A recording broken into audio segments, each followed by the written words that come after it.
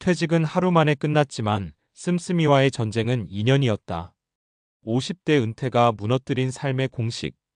퇴직은 생각보다 너무 빨리 끝난다. 출근증을 반납하는 데는 5분도 안 걸리고 송별회는 길어야 2시간이다. 그런데 그 다음날 아침부터 시작되는 건 전혀 다른 이야기다. 이제 뭘 하지? 보다 더 자주 떠오르는 질문은 이거다. 앞으로 이 돈으로 얼마나 버틸 수 있지? 50대 은퇴를 겪은 사람들 이야기를 들어보면 공통점이 하나 있다. 퇴직 자체보다 퇴직 이후의 생활비 조절이 훨씬 더 힘들었다는 점이다. 회사 다닐 때는 몰랐다. 월급이 들어오는 구조에서는 씀씀이가 크게 문제될 일이 없었다. 하지만 수입이 흐름이 아니라 저장된 양으로 바뀌는 순간 그동안 당연하다고 믿어왔던 삶의 공식이 하나둘 무너지기 시작한다.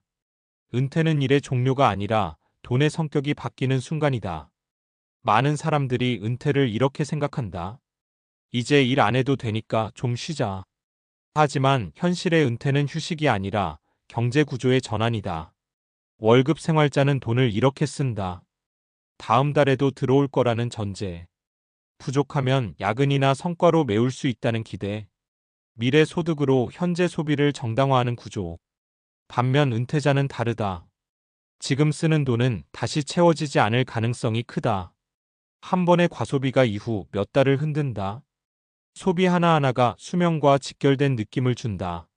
문제는 대부분 이 전환을 머리로는 알지만 생활로는 준비하지 못했다는 데 있다. 그래서 은퇴 후 12년이 가장 힘들다. 이 시기를 많은 사람들이 이렇게 표현한다. 돈과 싸우는 시간이었다. 살에 월급 끊겼는데 생활은 그대로더라. 52세에 명예퇴직한 어씨 이야기다. 퇴직금도 있었고 국민연금도 나중에 나온다.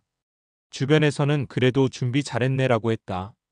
문제는 생활 수준을 한 번도 낮춰본 적이 없었다는 것이다. 외식, 차 유지비, 가족 모임 비용, 명절 씀씀이까지 모든 게 직장 다닐 때 기준 그대로였다. 어씨 말이 인상적이다. 줄이려고 하니까 다 중요한 돈 같더라고요. 이건 가족이고 이건 체면이고 이건 나 자신이었어요. 결국 1년 반 만에 퇴직금의 상당 부분이 사라졌다. 그제야 깨달았다고 한다. 은퇴 준비란 돈을 모으는 게 아니라 돈을 쓰는 방식을 바꾸는 연습이라는 걸. 은퇴 준비의 핵심은 자산 규모보다 생활비 구조다. 많은 사람들이 묻는다. 은퇴하려면 얼마가 필요하죠? 하지만 더 중요한 질문은 이거다. 나는 한 달에 얼마로 살 수 있는 사람인가? 은퇴 후 삶을 흔드는 건 큰 돈이 아니라 매달 나가는 고정비다. 집 유지비, 차량 비용, 통신비, 보험료, 습관처럼 쓰는 소소한 소비. 이게 줄지 않으면 아무리 자산이 있어도 불안은 커진다.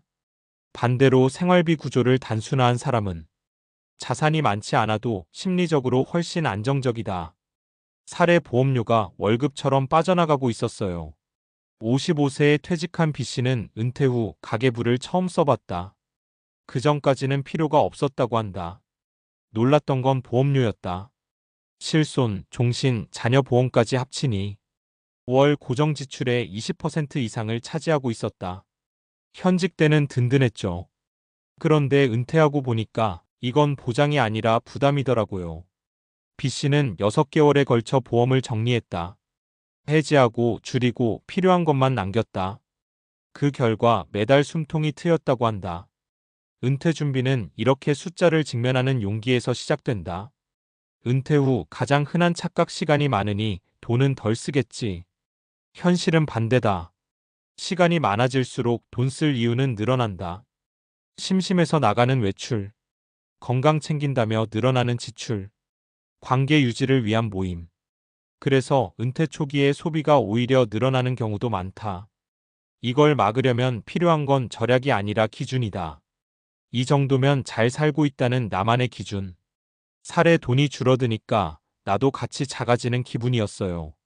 50대 중반에 은퇴한 C씨는 한동안 사람 만나는 걸 피했다.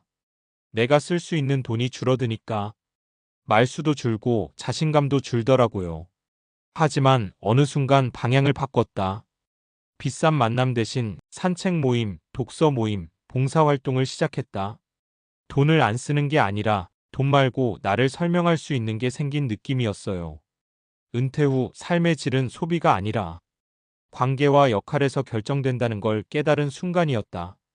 50대 은퇴가 무너뜨린 건 수입이 아니라 공식이다. 우리는 이렇게 살아왔다. 일하면 돈이 나온다. 돈이 있으면 안정된다. 더 벌면 더 잘 산다. 하지만 은퇴는 이 공식을 통째로 흔든다. 그래서 준비되지 않은 은퇴는 돈의 문제가 아니라 정체성의 문제로 번진다. 은퇴 준비는 결국 이런 질문에 답하는 과정이다. 나는 얼마로도 괜찮은 사람인가? 돈이 줄어도 유지할 수 있는 삶의 중심은 뭔가? 일 말고 나를 설명할 수 있는 게 있는가? 퇴직은 하루 만에 끝난다. 하지만 은퇴 이후의 삶은 매일 새로 배워야 한다. 그 배움의 핵심은 얼마를 모았느냐가 아니라 어떻게 살 수 있느냐다. 그리고 그걸 조금이라도 일찍 연습한 사람만이 은퇴 이후의 시간을 불안이 아니라 자기 삶으로 채울 수 있다. 은퇴 후 불안의 정체는 돈 부족이 아니라 예측 불가능성이다. 사람들은 흔히 은퇴 불안을 이렇게 말한다. 노후 자금이 부족해서 불안하다. 그런데 심리학과 신경과학 연구를 보면 불안의 핵심 원인은 자산 규모 자체가 아니다. 인간의 뇌는 적응보다 불확실함에 훨씬 더 강하게 스트레스를 받는다. 이걸 설명하는 대표적인 개념이 예측 처리 이론 프리딕티브 프로세싱이다. 뇌는 계속해서 미래를 예측한다. 다음 달에도 돈이 들어올까? 이 지출이 위험할까? 지금 선택이 맞을까? 직장인은 이 질문에 비교적 단순한 답을 갖고 있다. 월급날이 온다. 이 예측 가능성이 뇌를 안정시킨다.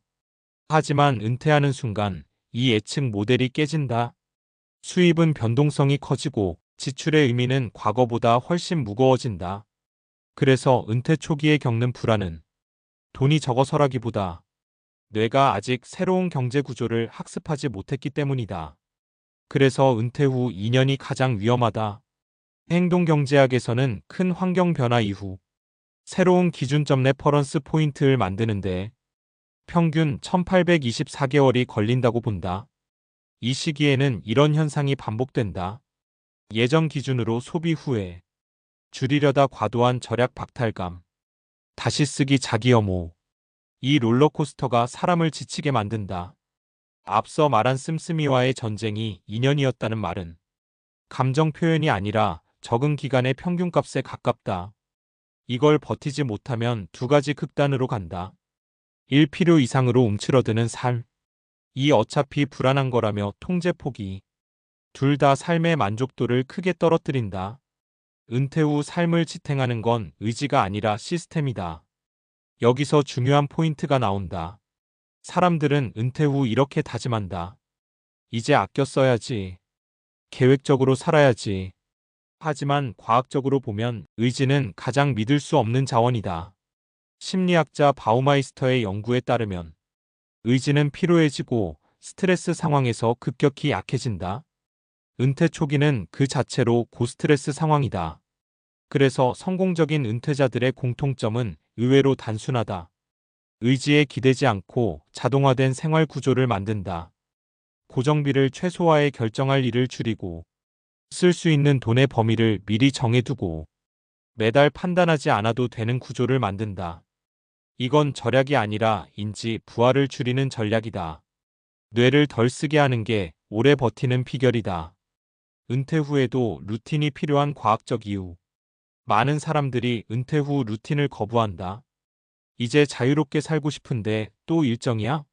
하지만 뇌과학적으로 보면 루틴은 자유를 제한하는 게 아니라 불안을 줄여준다. 규칙적인 생활 패턴은 코르티솔 스트레스 호르몬을 낮추고 세로토닌 분비를 안정시키며 자기 효능감을 유지하는 데 도움을 준다. 특히 은퇴 후에는 오늘 내가 의미 있는 하루를 보냈다는 감각이 없으면 우울과 무기력이 빠르게 찾아온다. 그래서 은퇴 후 만족도가 높은 사람들은 거창한 목표보다 이런 걸 갖고 있다. 매주 정해진 요일의 운동, 소액이라도 규칙적인 활동비, 역할이 있는 모임 하나. 이건 삶의 생산성이 아니라 존재의 리듬을 유지하는 장치다. 돈을 덜 쓰는 사람보다 기준이 있는 사람이 오래 간다. 여기서 중요한 결론이 나온다. 은퇴 후 삶을 잘 버티는 사람은 가장 절약을 잘하는 사람이 아니다. 대신 이 질문에 답을 갖고 있다. 이 돈을 쓰면 나는 어떤 삶을 유지하는가? 뇌는 의미 있는 지출에는 죄책감을 덜 느끼도록 설계돼 있다. 그래서 기준 없는 소비는 후회를 낳고 기준 있는 소비는 만족을 남긴다.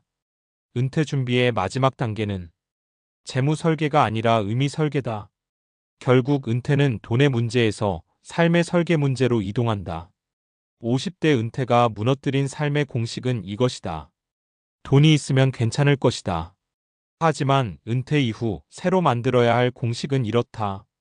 예측 가능한 구조 감당 가능한 생활비 역할 있는 하루. 이 세 가지가 갖춰지면 자산이 완벽하지 않아도 삶은 생각보다 안정된다. 퇴직은 하루 만에 끝난다. 하지만 은퇴는 뇌가 새로운 삶을 학습하는 긴 적응 과정이다. 그 과정을 이해하고 준비한 사람만이 은퇴를 버티는 시간이 아니라 다시 설계하는 시간으로 바꿀 수 있다.